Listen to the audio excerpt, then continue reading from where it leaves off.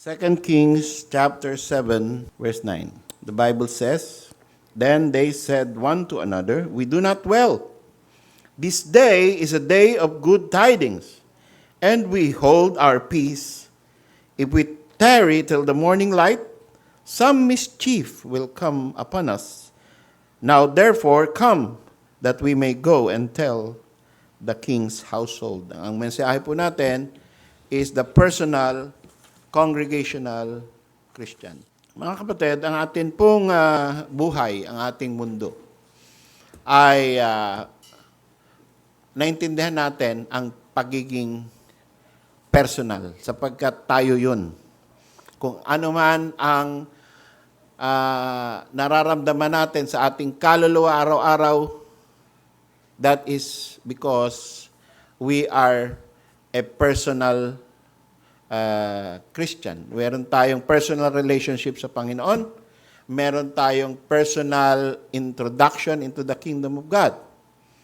So kahit na ang Kristiyano ang isang tao ay Kristiyano na, masasabi pa rin natin na meron tayong preference, no? Na ayusin natin yung ating kung ano yung nararamdaman natin. Kasi paano tayo magiging member ng congregation kung hindi maayos ang ating kaisipan? Paano tayo magpa-participate sa ministry kung tayo ay laging bothered sa mga personal na bagay na ating dinadaanan? Kaya, we are a personal Christian in the sense that God is dealing with us. And we are dealing with what God throws at our lives. Whether good or evil, whether good or not so good, lahat po yan galing sa Panginoon. Naalala natin, ang mga unang Kristiyano, they were not, after being a Christian, they were not people who went into comfortable lives and in a better process. Hindi sila naging mas maganda ang buhay, mas umunlad ang buhay, at mas kumonti ang problema sa buhay dahil naging Kristiyano sila. In fact, nadagdagan ang kanilang mga assignments sa sarili nila, nadagdagan ang trials from God. Bakit? Dahil sa pagmamahal ng Panginoon sa atin, He wants to be glorified in our lives. And what is the way that God is glorified in our lives? When we triumph over temptation. That is how God wants us to live. Hindi yung mediocre. Ano napapala ng Diyos sa mga mediocre? Kagaya rin niya ng mga publicans, kagaya rin niya ng mga unsaved.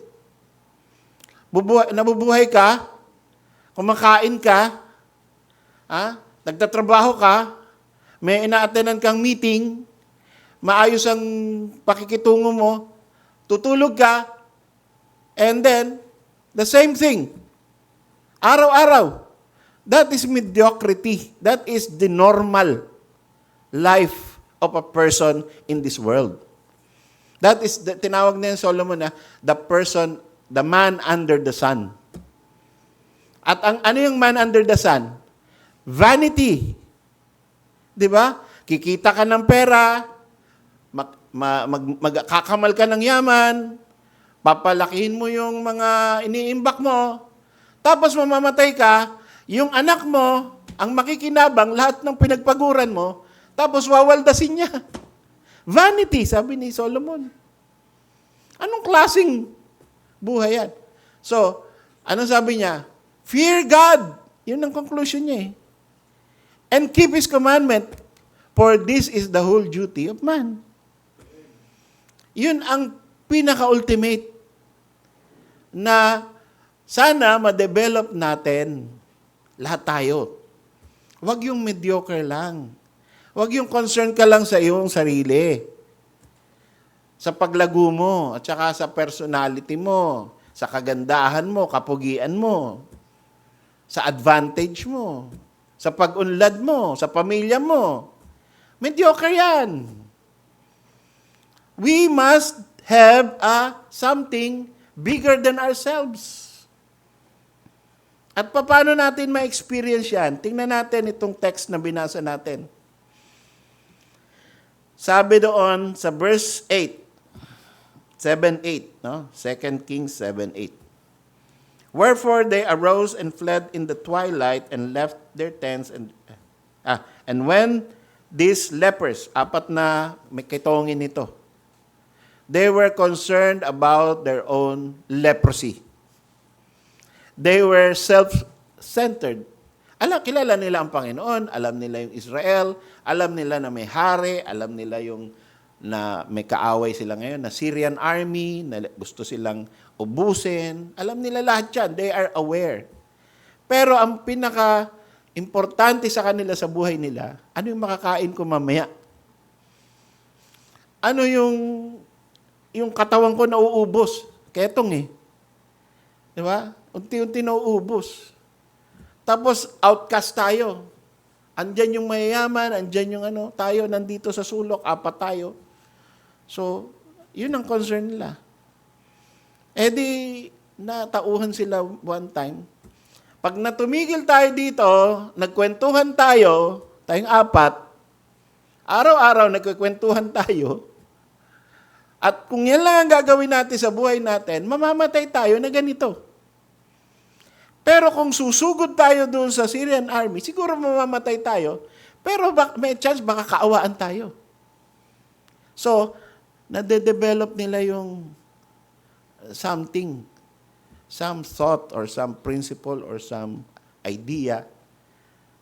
Kaya sabi niya, tara, tigil ka rito, patay ka. Punta ka doon, patay ka rin. Doon na lang tayo mamatay kaysa dito. Walang kwenta yun dito, walang kalaban-laban tayo. Diba? Okay. So, when these lepers came to the uttermost part of the camp, they went into one tent. So, na-surprise sila. Nung pumunta na sila, naglakas loob na sila, mamamatay tayo nito, pre. Sabi niya, lagot tayo dito. Mga Syrian army, pag nakakita yan ng tapos ketongin pa, wala. Walang halaga ang buhay natin. Sige, tara, kahit na anong mangyari, basta. Pagdating nila doon sa isang tent, kumain sila, walang nang abala sa kanila. Pre, sasarap ng pagkain, Ang sasarap mo, iniwan ng sundalo, Kain tayo. Bahala na, kung may dumating na sundalo, patay tayo. At least nakakain tayo. Yun, selfish pa rin sila. 'Di ba? Pagkain pa rin ang laman ng isip, welfare. Ano pa ginawa? And did eat and drink, and carried then silver and gold, and raiment, and went and hid it. Oh, personal, no? Makasarili. Itago natin. Oh, diyan ka sa kabilang tent. Kain ka diyan. Ikaw naman, pre, doon ka. Kain ka doon. Oh. O kung merong masarap diyan, share mo naman sa akin. Di ba? Ganun tayo pag nagsasalo-salo, no? O order ka ng isa para dito, isa. O tapos, pagpapalitin ninyo, yung kaldereta at saka yung bulalo, o ako naman titikim niyan, ikaw naman dito. Para sulit. Tapos nakita nila, may ginto. May mga magagandang bagay. Ay, atin na to. Walang nakakakita. Tago natin. So, ganun ang ginawa nila. Ganun ang ganun. For the most part of the day. And came again and entered into another tent and carried thence also and went and hid it.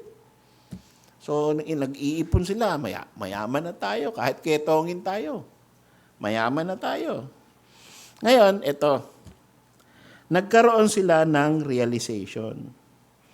Para sa kanila, maganda na itong napuntahan natin. Naglakas loob tayo, at tayo ay pinalad na nakatagpo ng parang endless supply at kayamanan. So, anong gagawin? Kumbaga, nag-isip-isip din sila. Kasi nagsawa rin sila nun sa tago, no? Kain, tago. Kain, tago, yaman. Isip-isip din sila. Sabi niya, usap yung apat, hindi tama tong ginagawa natin. Bakit naman? Ayaw pa ba niyan? Oh. This day is a day of good tidings. Masaya dapat ito. Hindi lang dapat tayo masaya.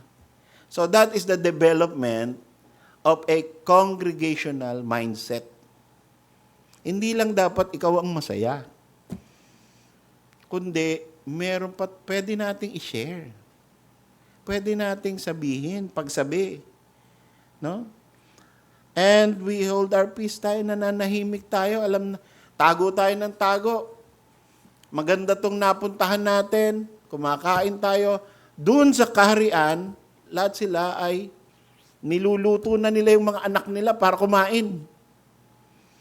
Alam niyo ba that there is that in 2 Kings?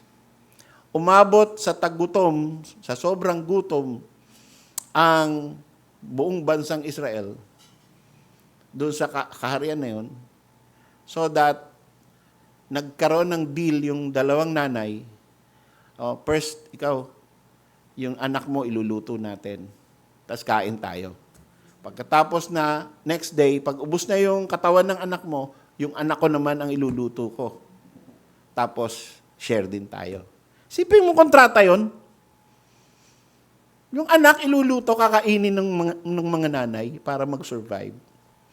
Tapos nagdemandahan pa. Kasi, breach of contract. Mahal na hari. Kasundo kami rito. No? Niluto niya yung anak niya. Ay, yung anak ko, niluto ko. Pero nung anak niya napapatay niya, hindi niya niluto. Breach of contract. Ganon yung hari, oh. Sabi, anong klaseng kontrata yan? Ano na nangyari sa kaharian ko? So, pagka pinaligiran ka ng mga sundalo, walang papasok na pagkain, aabot ka, pati kamay mo kakainin mo siguro, eh. Etong mga lepers, nakita nila, endless supply. Tapos tinatago lang nila, nananahimik sila, we hold our peace. And if we tarry till the morning, pag tayo ay tumigil dito, some mischief will come upon us. Baka malasin pa tayo dito. Now, therefore, come, that we may go and tell the king's household. Report natin yung good news. Ang ganda na itong nasumpungan natin, sabihin natin sa mga tao. Pagsabi natin. So, this is a good illustration ng nangyayari sa ating church. We are a congregation. And meron tayong obligation sa isa't isa na magkaroon, may covenant tayo, no? Na ibahagi, maging umunlad tayo sabay-sabay at wag maging makasarili. Yan ang obligasyon natin sa isa't isa bilang isang congregation. Hindi lamang sa pananalapi, hindi lamang sa pagkain, most of all sa doctrine, and most of all sa growth ng church na ito. So, kaya sinabi ko, personal, congregational. Dahil kung may isa sa atin na maganda ang understanding sa preaching, ibahagi mo sa kapatiran mo. Maganda ang understanding mo, ang conscience mo, ang pakiramdam mo, ang maturity mo maganda. Huwag mo lang itago yung maturity mo. Maghanap ka ng mababahagian para siya rin, sabay-sabay tayo lalago sa Panginoon. This is our congregation. And more than that, we will go out to, first of all, to other brethren, to other churches in the kingdom of God. And wider than that is to the people who are not yet saved, who may be part of God's elect. Kaya tayo may evangelistic meeting at tayo ganyan ang gagawin nating pattern. Hindi natin sasarilinin ang mga treasure na binigay ng Panginoon sa atin. Hindi natin itatago yan. Kaya tayo may online ministry. Kaya tayo mayroong mga sagot sa mga tao na naghahanap ng, ano ba, ba't ba ganito yung church namin? Pastor, kayo ba, ano ba ginagawa nyo sa church nyo? We share. And we're not hiding yung ating mga ginagawa dito. Binabahagi natin. Nagtuturo tayo sa labas. At lalo na yung mga kaluluwa na hindi pa nakakaalam kung papaano bang si Jesucristo ay nagiging tagapagligtas ng isang tao. Alam lang nila na may Kristong tagapagligtas. Alam nyo, as I go around, mga nagsusundo, mga umiikot ako, ang unang pasok ng subdivision, dating daan, coordinating center. Pansin nyo ba yun? Nabibili nila yung mga prime lot. No? Samantalang yung mga Baptist nasa sulok. Sila nandun. Kahit hindi kanila yon, naupahan nila. Siyempre may pera sila. We don't know how it is being sourced and how it is they are progressing. Ano? Pero bakit nila ginagawa yon? Kasi they think lahat ng buong Pilipinas, mali ang doktrina, sila ang pag-asa. Kaya gusto nila, pagbungad mo sa isang subdivision, magtanong ka sa kanila. At akala nila, kahit patay na yung kanilang teacher, andun pa rin yung katotohanan. So, ba't lang ginagawa yon? They learned to be congregational, not just personal. Kung personal lang yan, edi, pagka may pera yung isang member ng dating daan, sasarilinin niya, tatago niya. Hindi niya i-report. No? Mabuti na lang dito sa atin Pag merong nakakabenta ng makina, nire-report. No? So, minsan may cake, minsan. No? So, hindi siya natatakot na baka bumalato sa akin to si Brother June kasi pag nalaman niya, sabihin niya kailangan meron naman kami dyan. Di ba? Mga ganon. So, hindi siya natatakot na ibahagi. Kung meron tayo, may mga aumento tayo, mga estudyante, magkakatrabaho yan. Di ba? May gumraduate sa atin. Meron sa ating scholar. So, yung mga yan, wag natin sarilinin. Di ba? Wag tayo maging makasarili. Bakit? Church tayo Member tayo ng church Yung rejoice with them that do rejoice, paano mo gagawin yun? Buong mundo ba magre-rejoice do sa rejoicing mo? Hindi, yung church mo lang. Weep with them that do weep. So si Sister Lourdes, nawala ng gadget. At hindi naka-attend tuloy. So we weep with her. And we try to mitigate paano ba na magagawa na siya ay maka-attend ulit at maka-communicate ulit. Very important sa buhay niya yun. So, kahit sino sa atin ganyan, no? Ay ibahagi nyo. Yung inyong weeping, huwag nyo ibahagi sa buong church. Sa akin muna. No? Para hindi tayo... ako ang bahala magbahagi sa church. Trabaho ko yon. Di ba? Ako yung muna ang sabihan nyo, para maiayos natin how it can be taken or given as an announcement or as a news or something that we should help. Sister Merlina, tuwan-tuwa. No? Sabi niya, Pastor, alam niyo, sabi ko sa mga kamag-anak ko, bago lang ako dyan, kababaptize ko lang, pero tingnan niyo naman kung magbigay ng abuloy sa atin. No? Yung maliit lang sa atin yun, di ba? 3,000? Maliit lang yun Pero ang laki ng impact yun sa buong kamag-anakan nila. Na kabago-bago niya, parang ang laki ng tulong na naibigay ng church. So, sometimes maliit na bagay para sa atin. Yung mangumusta ka lang, 'di ba? Mangumusta ka lang. Makakita ka na ng malungkot. Tingnan mo nga yung katabi mo kung malungkot o masaya. 'Di ba? So, pag malungkot, kamustahin mo naman.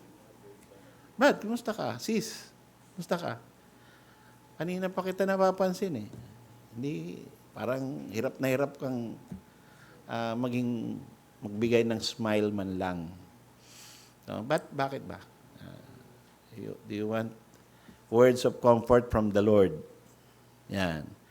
Wag yung mga advice natin, wag galing sa psychology, psychiatry. Galing sa Panginoon, galing sa Word of God. 'Di ba? So, these are things, practical things, which we find in the scriptures, and this is the fulfillment of the obligation na naisip nitong leper na to.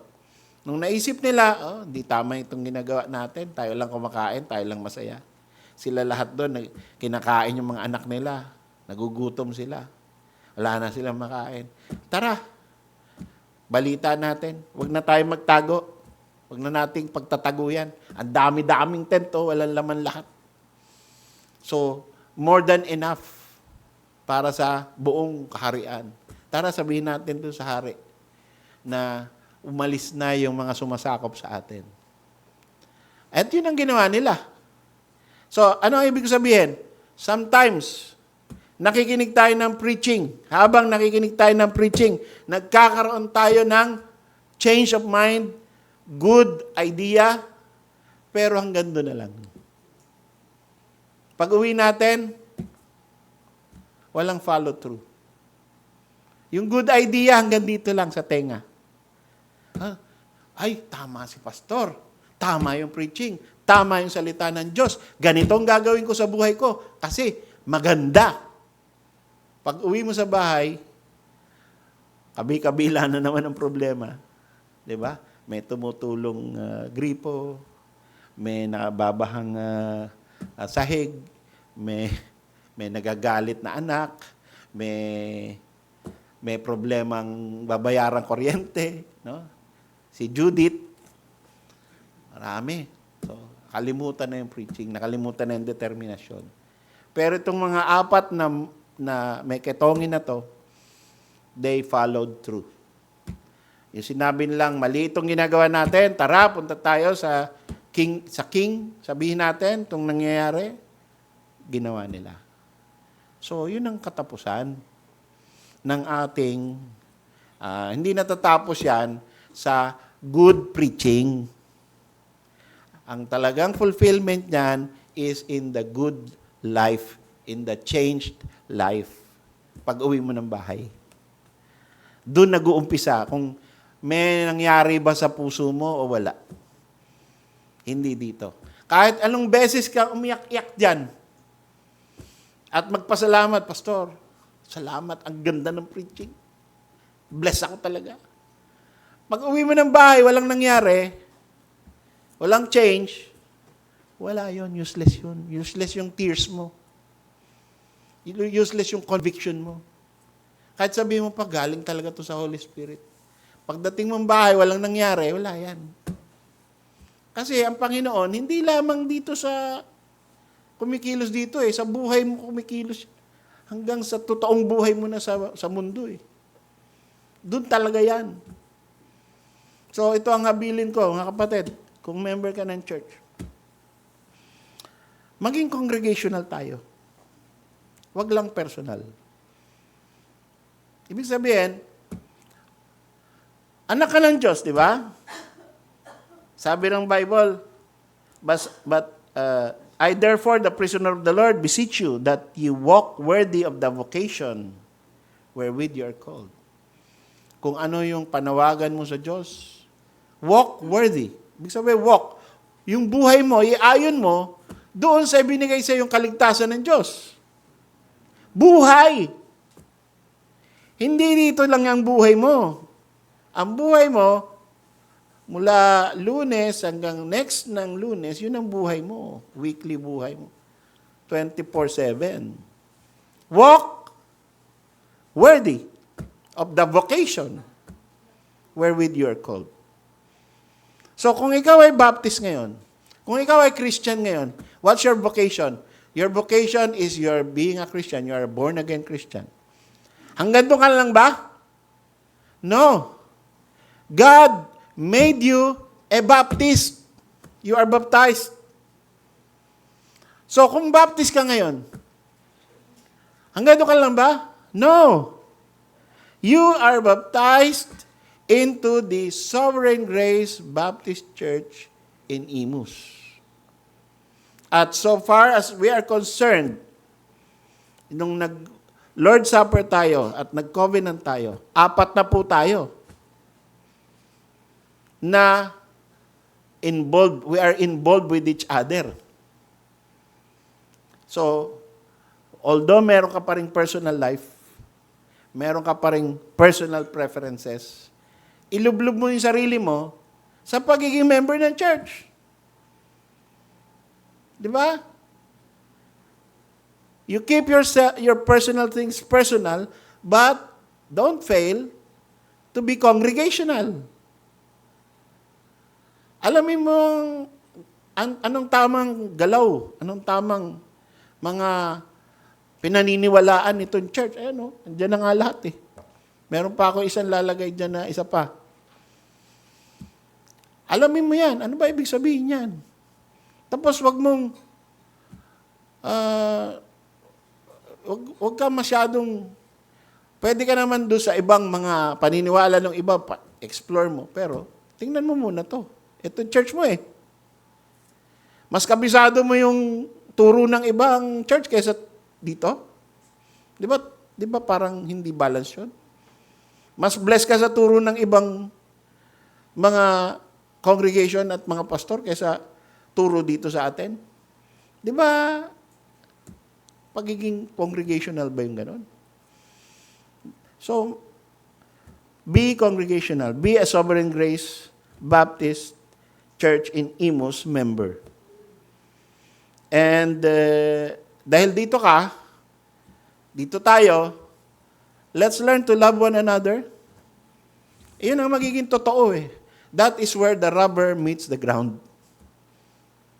When you are here, you are in touch here, you're touching base here, and you know the faces, you know the people, and you are involved with other people's lives here. You can be involved with other people's life outside here. Pero first of all, dito ito binigay sa'yo ng Panginoon eh.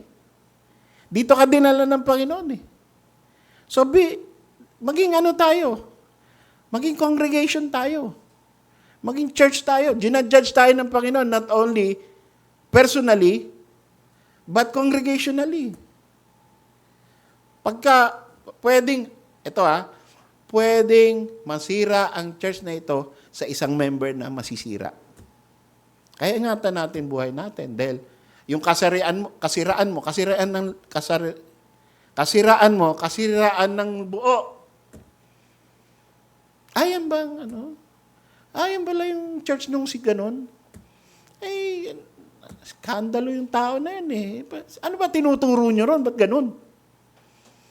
So, ingat tayo. Dala-dala mo kami. Dala-dala ko kayo.